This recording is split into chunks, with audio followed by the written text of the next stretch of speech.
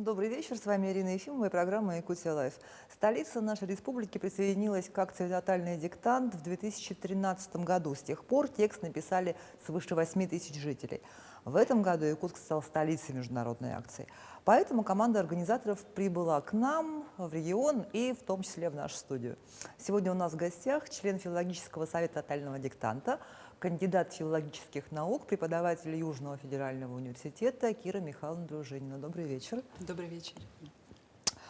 Я знаю, что вы уже по дороге из Санкт-Петербурга в Якутск провели, ну, не тотальный, но диктант на борту самолета. Да. Вчера вот у нас в гостях был ваш коллега Антон Сомин, он рассказал, что была одна пятерка, правда, не у него, но остальные результаты были не очень. Вот, может быть, непривычная обстановка повлияла? И вообще, сколько пассажиров согласилось писать диктант? На самом деле не так много, как, быть может, нам хотелось бы. 12 человек написали тотальный диктант. Из скольки на борту было? Вот, на борту было не так много. Это был небольшой борт. Я не знаю, честно говоря, точно сколько было, но борт был небольшой, и поэтому в процентном соотношении это достаточно хорошая цифра на самом деле. Что касается результатов, безусловно, я думаю, повлияла, конечно, непривычная обстановка, то, что люди писали через аудиогиды. Да, то есть мы не по громкой связи, естественно, диктовали. Ну, конечно, конечно, потому что кто-то спал, кто-то отдыхал, кто-то читал, да. И совершенно однозначно это могло повлиять. Ну и в принципе, да, написание на приставном столике и так далее, и так далее. Вот. Сам текст не так прост. Потому что это был за текст? Это текст Дмитрия Глуховского. Он пока тоже еще нигде не напечатан. Так называемый демо-диктант, который мы обычно готовим для конференции организаторов и филологов. И, соответственно, те, кто приезжают на эту конференцию, всегда пишут сами демо-диктант. Это было придумано несколько лет назад как такой сюрприз для организаторов, потому что обычно те люди в городах, которые занимаются организацией диктанта, хотят написать, конечно же, но у них не получается в силу того, что очень много организационной работы. Но про филологов и говорить нечего. Они, как правило, диктуют. И когда на конференции вот была придумана такая затея, она нашла очень хороший отклик, и стало понятно, что надо делать эту практику ежегодной.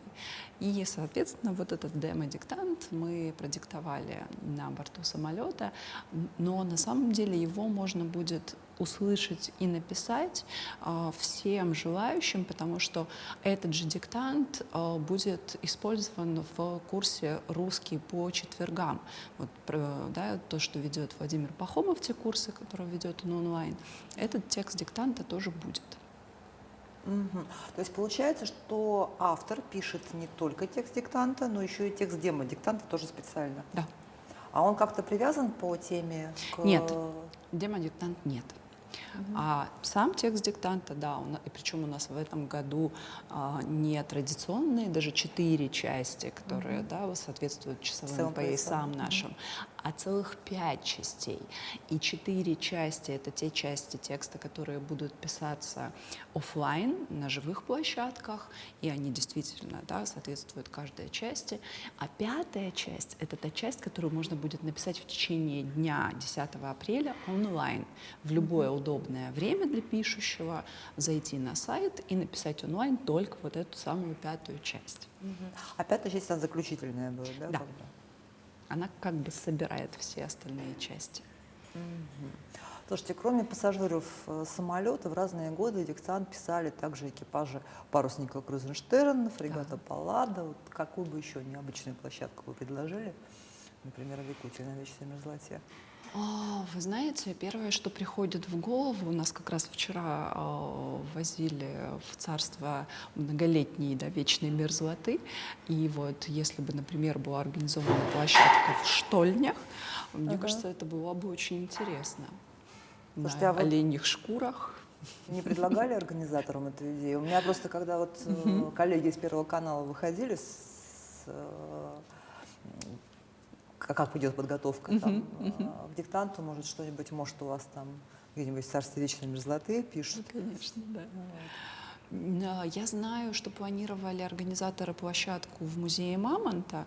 Не знаю, была такая идея, во всяком случае, когда выступала команда якутская на конкурсе. Они говорили об этом. Будет ли в итоге да, организована эта площадка? Хорошо бы было, конечно. Но я думаю, что можно на сайт уже зайти и посмотреть. Потому что сейчас как раз я знаю, что организаторы вносят площадки, поскольку 31 числа открылась регистрация на площадке. И, соответственно, можно найти ту самую площадку, кроме главной, конечно, да, на которой будет диктовать автор текста. Я уверена, что и в самом Якутске, и вообще в республике очень много будет площадок интересных, достойных внимания. Я напоминаю, что мы работаем в прямом эфире, и на экране вы видите номера телефонов, по которым можно либо позвонить в прямой эфир, либо написать свой вопрос и отправить его в мессенджер WhatsApp на горячую линию.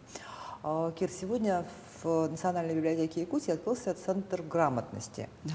Вот, задача этого проекта — дать возможность просто и качественно повысить грамотность всем желающим. Как это будет реализовано и не станет ли это похоже на школьную программу и просто заучивание правил? Знаете, я уверена, что нет. То есть первое, что хочется сказать, все зависит, конечно, от реализации, да.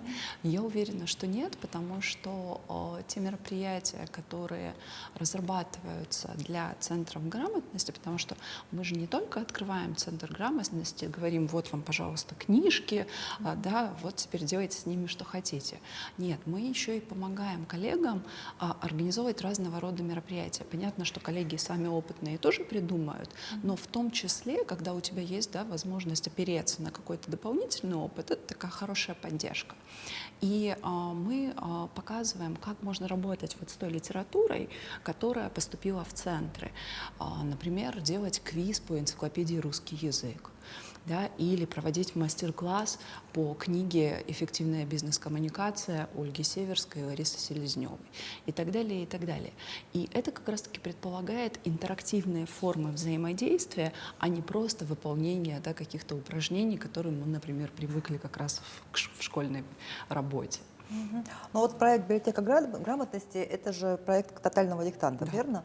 да. До конца этого года к нему должны присоединиться 55 библиотек из 11 регионов России. Вот фонд тотального диктанта сам выбирает субъекты, где реализовывают проект, или это регионы выходят и говорят, мы хотим? И то, и другое на самом деле. Это такой симбиоз, потому что изначально, когда проект задумывался, он, собственно, и родился из того, что до библиотек, особенно до региональных маленьких библиотек, не доходит литература в том объеме, в котором хотелось бы, особенно литература специализированная, литература о русском языке современном. И, естественно, да, что на первом этапе организаторы сами принимали решение, в какие города, да, населенные пункты нужно в первую очередь, в каких городах открыть центры грамотности. А сейчас уже, когда прошел процесс открытия этих центров, многие сами присылают заявки, подходят на открытие центров и говорят, вот смотрите, вы открыли, например, да, в региональном центре, а у нас есть еще маленькие городские библиотеки, и мы тоже хотели бы. А можем ли мы подать заявку? Мы, конечно, говорим, можете подать заявку. Да, мы не сможем там до конца года это реализовать, но при подаче заявки, да, на следующий сезон, конечно, будут учитываться вот эти города в первую очередь. И очень здорово, что находятся города, которые, например, говорят, нам не нужна ваша финансовая поддержка, окажите методическую, у нас есть ресурс, да, но нам нужна методическая поддержка. Конечно же, и это очень приятно, что находит такой отклик. Сейчас в Якутске проходит фестиваль грамотности, который вы проводите, он продлится до 4 апреля, там анонсированы различные лекции, например, о конфликтах вокруг русского языка. Вот что это за такие спорные ситуации, из-за чего они возникают, какие конфликты вообще? Но когда мы говорим о родном языке, на самом деле тут не важно, русский ли это язык, да, или якутский язык, или еще какой-нибудь другой язык, вообще в принципе родной язык, то очень часто мы сталкиваемся с тем, что носитель языка этот язык себе присваивает. Да, и когда он вносит какие-то суждения о языке, он, естественно, опирается на собственную речевую практику, да, на то, что он слышит вокруг, на то, как он говорит. А мы с вами понимаем, что речевая практика не всегда соответствует норме. Да, это зависит Но она от... может коррелировать с нормой, а может не Да, коррелировать. да, как в плюс, Зависит от так того, и в минус, да, в в зависимости... какой среде Конечно, человек конечно. живет. Вот. И самое распространенное, да, что вызывает огромные споры, негатив и так далее, это, например, засилие тех же самых иностранных слов. Да? Или, например, в последнее время очень активно поднимается тема феминитивов. Да? И все, не дай бог, ты напишешь, что ты не автор, а авторка, тебя в соцсетях закидают гнилыми помидорами. Ну или наоборот. Или наоборот, да, в зависимости от того, где ты это напишешь. И таких ситуаций на самом деле очень много. И связаны они именно вот с этим присвоением языка и тем, что люди не всегда понимают законы, по которым живет язык. А язык — это же система. Причем система саморегулирующаяся. И в этом плане крайне сложно регулировать извне. Да? То есть, когда, например, пытаются чиновники каким-то образом регулировать язык и говорить: «О, нет, вы знаете, вот с сегодняшнего дня мы эти слова из языка вычеркиваем». И каждый раз хочется сказать: коллеги, ну это не совсем так работает. Невозможно сказать, что мы с завтрашнего дня не будем употреблять какие-то слова. Так не бывает. И язык живет по своим законам, как я уже говорила. И это неспроста. Язык отражает действительность. Да? И вот тут вопросы тогда надо задавать не языку, да, а окружающей нас действительности. Будет меняться действительность, будет меняться язык. Потому что если мы говорим, например, о тех же самых заимствованиях, почему они появляются? Да в первую очередь потому, что появляются какие-то новые явления, и они требуют новых названий. Иногда избыточно. Да. И тогда мы, конечно, начинаем говорить о том, что, да, кажется, очень много иностранных слов в наш язык пришло. Но с другой стороны, если мы посмотрим на историю развития языка, мы увидим, что так было всегда. И многие слова мы с сегодняшней, да, позиции не воспринимаем как заимствованные. Они же нами освоены, и они наши, родные, куда же мы от них денемся? Да? Если мы уберем все заимствованные слова, от языка ничего не останется. Я вот так думаю, что в русском языке останется 10%, наверное, 20 слов. Чуть больше, да, но в целом действительно очень много заимствований. Из латинского, из голландского, естественно, из английского, французского и так далее, и так далее. И в этом нет ничего критичного. Важно просто понимать, когда это уместно, когда нет. Но и тут еще есть такое понятие, как языковая мода. И должен пройти какой-то период, да, как, не знаю, прилив. Да, вот сходит эта волна, ракушки остаются. Да, потом еще раз волна набежала, оп, забрала лишние ракушки, а осталось их совсем чуть-чуть. Точно так же с иностранными словами. Какие-то приживаются, а какие-то со временем уходят в так называемый пассивный словарный запас. И мы уже не вспомним, что они в какое-то время были очень активно в ходу. И только если лингвисты зафиксируют, и периодически выходят слова новых слов, словари новых слов, где вот такая фиксация присутствует. Слушайте, ну с заимствованиями понятно, да, а вот как быть с очевидно, например, с формой слова «ихний», да, вот говорят люди «ихний», Говорят. но это вот и теперь уже написано, что это разговорное. Да. Ну вот с этим-то что делать? Но смотрите, это же фиксация, это соответствует действительности. Мы же употребляем это в обычной речи. Употребляем, к сожалению, да, мне тоже не нравится эта форма, да, но есть, там, я думаю, вам тоже хорошо известная поговорка: нет в русском языке слова «нету». Да? И мне каждый раз хочется сказать, ну как же нет, когда мы его произносим? То есть слово-то все-таки есть. Да, оно разговорное. Да, оно, конечно, неуместно в да, коммуникации по делу, например. Очевидно, неуместно. Но если вы общаетесь с друзьями и вдруг произнесли это слово, вряд ли кто-то вас будет подвергать остракизму. Да? Нет, конечно, с вами продолжит общаться. И в этом плане ничего критичного нет, если человек, конечно, понимает, где уместно, а где неуместно такое Ну, так где уместно словоупотребление. слово «ихний»? Скажите мне, как филолог филологу. Честно вам скажу, в среде филологов, когда общаются филологи между филологами, они могут так пошутить. Ну, егонный, можно еще сказать. В том числе, понимая, конечно, да, что это осознанное нарушение нормы. Также в свое время появился тот самый язык подонков, который да, критиковали все. Но на самом же деле его изначально изобрели очень грамотные люди. И чтобы правильно на нем писать, нужно было знать все орфограммы. Правило транскрипции, в первую очередь, фонетической. В Да, том чтобы числе. правильно писать «я». В том числе, в том числе. Ну, это Поэтому, вот как да. анекдот про учительницу русского языка, которая пьяно исправляла вывеску на магазине обои. Именно, именно.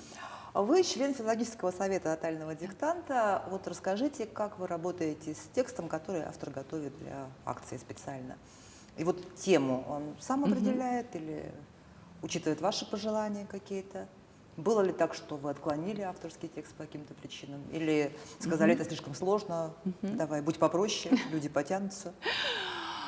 Ну, на самом деле, в целом, надо сказать, что у автора обычно, конечно, карт-бланш. Потому что мы долго всегда выбираем автора, это всегда какое-то коллегиальное решение, не самое простое, но это, да, вот такая работа и штаба, и членов филологического совета совместная, а потом же еще автор должен согласиться, и это тоже такой очень трепетный момент, потому что я вот, например, помню, когда автором стала Гузель Яхина, и мы работали с текстом, она присутствовала на заседании филологического совета, мы очень много вопросов задавали по тексту, предлагали какие-то правки, но они были связаны не со стилем, да, а с тем, что появились какие-то орфографически сложные моменты в тексте и так далее, чтобы части были примерно одинаковые по сложности. И она потом сказала: Господи, говорит, вы знаете, я никогда не думала, что это такой тяжелый труд, и что придется так много работать с текстом вот именно с точки зрения диктанта. Да, потому что одно дело, когда ты пишешь художественное произведение без какой-либо, ну, условно, цели, кроме художественной, и совсем другое дело, когда этот текст должен стать впоследствии диктантом, потому что есть да, нюансы, которые важно учитывать, чтобы было несложно диктовать, например, да, чтобы пишущий четко понимал эту самую конструкцию синтаксическую и так далее, и так далее.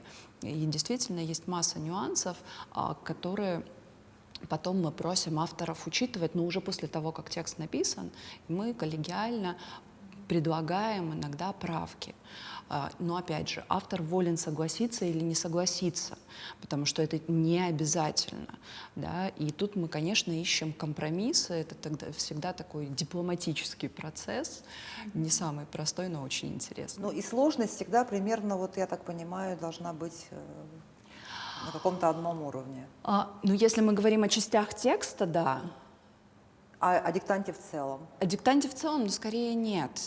Потому что мы же не можем автору выдать ТЗ и написать, вот орфограмм должно быть столько-то таких, например, да, а пунктограмм должно быть вот столько вот Ну, таких. ты можешь сказать, ну, добавь сложно сочиненных предложений.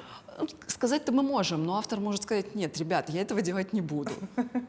И так бывает. Ну, вот в этом году автором тотального диктанта стал писатель Дмитрий Глуховский, который специально написал текст. Вот с ним как работалось и насколько сложный получился текст?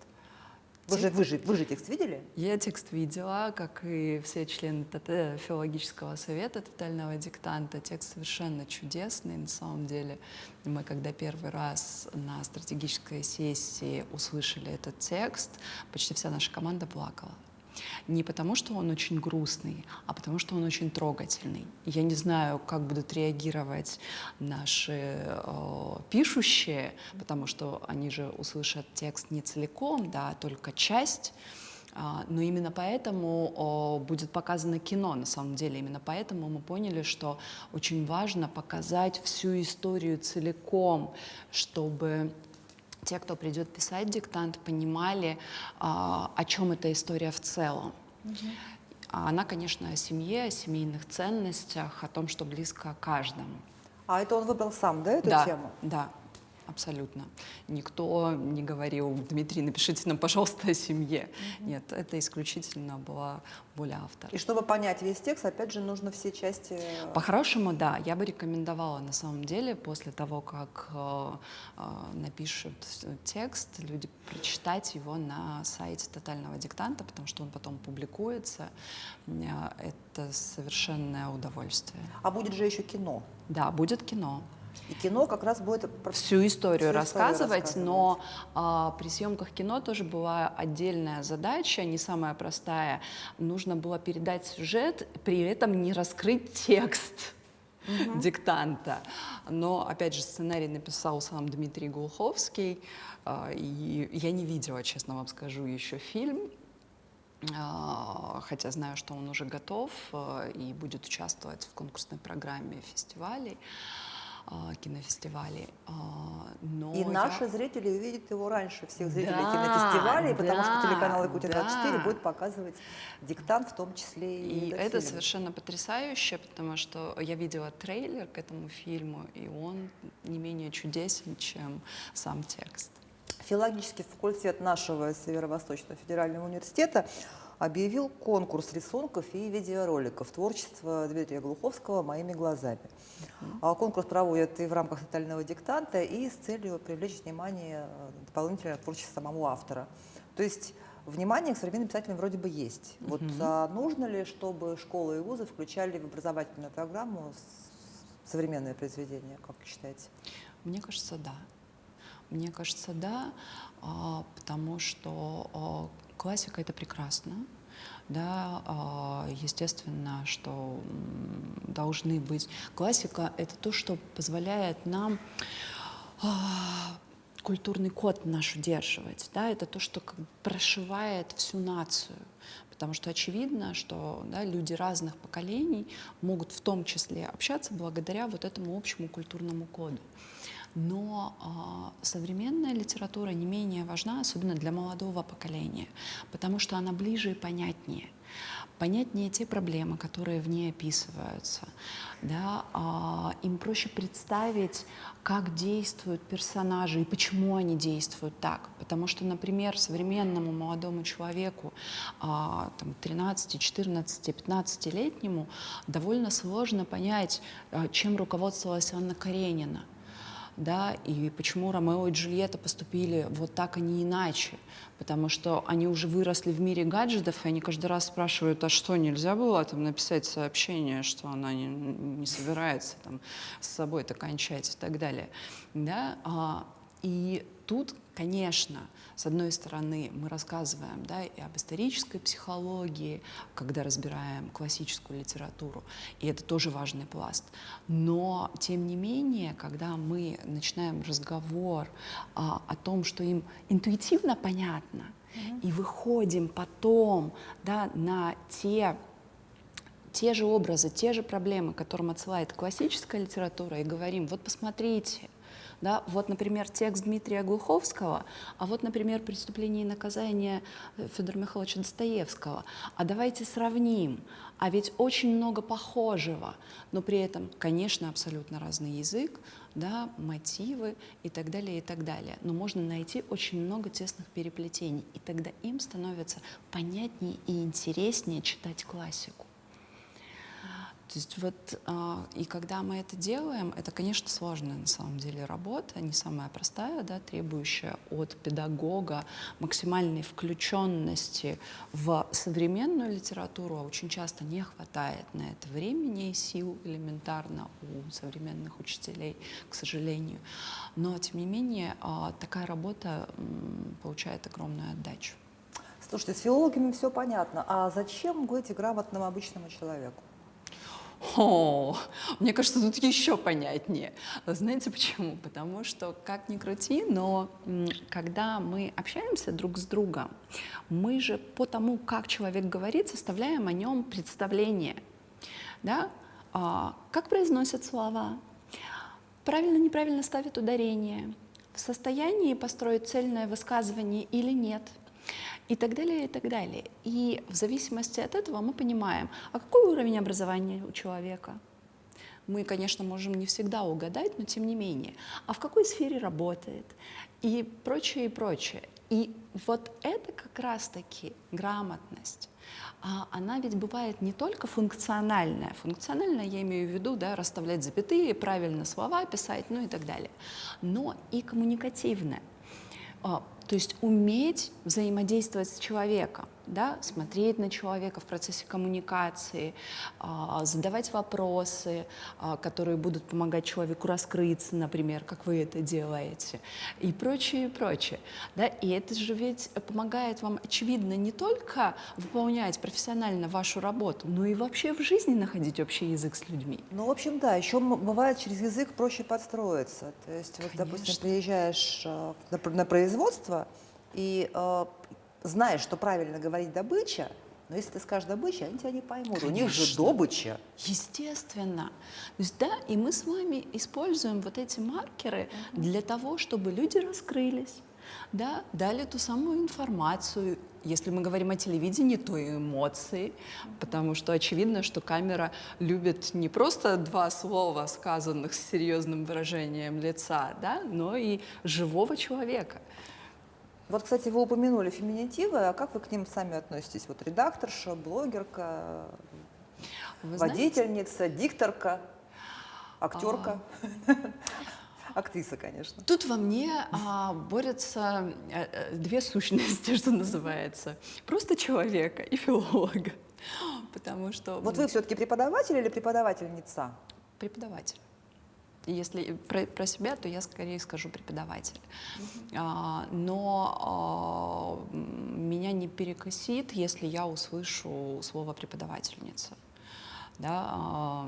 И тут, мне кажется, что сейчас мы опять имеем дело вот ровно с той же самой ситуацией, с языковой модой, с неким нагнетанием, которое отражается в языке. Потому что изначально же, да, мы просто видим, ну, условно, очередную волну феминизма как явления социального. И оно отражается в языке, да, через феминитивы. Через какое-то время немножко утихнет эта вся история, и какие-то феминитивы, я уверена, останутся в языке и станут абсолютно общепринятыми, без какой-либо маркировки, как, в общем, у нас есть достаточное количество в языке феминитивов, которые никого не цепляют, не оскорбляют, и мы вообще не испытываем никаких эмоций по их поводу. Они для нас совершенно нормальны. И я уверена, что вот с этими вновь появившимися феминитивами произойдет то же самое. А какие-то исчезнут. И мы абсолютно нормально будем воспринимать вот эти новые слова. Просто когда... Вообще не очень понятно, как напрямую феминитивы относятся к феминизму вообще. Ну, подождите. Это же самоназвание. То есть человек, который... Женщина, конкретнее, да? Женщина, которая считает, что отсутствие наименование женского рода, да, который называет ее профессию, вот ее оскорбляет. Оставим за кадром, почему она так считает, да? Ну, пусть так. И, соответственно, считает, что в языке должно появиться такое наименование. Но почему нет? И это как раз-таки вот та самая связь. И поэтому появляются все это блогерка и так далее, и так далее. У нас был довольно смешной разговор с Ларисой Селезневой и Ольгой Северской, которых я уже упоминала, авторов книги «Эффективная бизнес-коммуникация». Так вот, когда они представлялись, рассказывая об этой самой книге, Ольга Северская сказала: «Я автор», а Лариса Селезнева сказала: «А я авторка». И, конечно, в этом был элемент игры в том числе, да, но тем не менее эти слова образованы по продуктивным моделям, если уж на то пошло. Они не нарушают норму, да, они непривычны. И как все непривычное, на самом деле связано не только с языком, мы воспринимаем это в штыки. И это норма. Через какое-то время пройдет процесс и будет принятие. Давайте сойдем все-таки на том, что вы преподаватель, а я журналист. Сразу да. Что сейчас больше всего влияет на изменения в русском языке? Разговорная речь, соцсети или, может быть, средства массовой информации? Я бы сказала, что все вместе, потому что здесь очень сложно выделить, что конкретно, да, какой конкретно канал будет влиять на изменения, происходящие в языке. Влияет то, что мы язык используем, да, то, что мы с вами говорим. И в этом случае неважно, говорим ли мы устно, слышим ли мы, да, речь с экрана или телевизора, смотрим ли канал на YouTube, читаем ли какой-нибудь блог в Телеграме, Фейсбуке, Инстаграме и так далее. Это все влияет. Просто какие-то вещи влияют на нас положительно, да, а какие-то, увы, ах, но отрицательно. Каким вы видите будущее тотального диктанта? То есть это международная акция, которая началась там с какой-то просто студенческой шутки. Да, с шутки, с капустника, Да. перешла все границы. То есть вот, сейчас, наверное, когда его начинали, даже не задумывались, что известные писатели, да, будут специально писать текст, да, что будут сниматься кино, поэтому Конечно. что а что ждет акцию в будущем, как считаете? Хочется верить, на самом деле, что ждет большое будущее, что все больше и больше людей будет писать тотальный диктант, бросать вызов самим себе. Это есть уже и сейчас, потому что я знаю, что в очень многих городах есть участники, которые проходят путь от 2 до 5 в тотальном диктанте, и это всегда история такой личной победы. Я знаю таких людей лично. То есть все-таки влияет на грамотность Конечно, населения, да, конечно. Есть очень смешные такие забавные истории, когда, например, участник ходит сначала на подготовительные курсы, потом пишет диктант, получает, допустим, там 4, радостно приходит, говорит: вот, посмотрите, все отлично. На следующий год встречаешь этого же участника, спрашиваешь: ну что, как дела? И участник говорит: ой, вы знаете, 3. Как так? Он говорит: в прошлом году я ходил к вам на курсы, 4, в этом году не ходил, 3. Все закономерно, в следующем году приду на курсы. Вот на этой позитивной ноте мы завершим наш эфир. Время подошло к концу. Спасибо вам большое. Я напоминаю, что нашей гостьей сегодня была член филологического совета «Тотальный диктант», кандидат филологических наук, преподаватель Южного федерального университета Кира Дружинина. Изучать русский язык в первую очередь интересно и не так уж сложно. На этом выпуск программы «Якутия Лайф» подошел к концу. Меня зовут Ирина Ефимова. Смотрите нас по будням в 19:15. До встречи в эфире.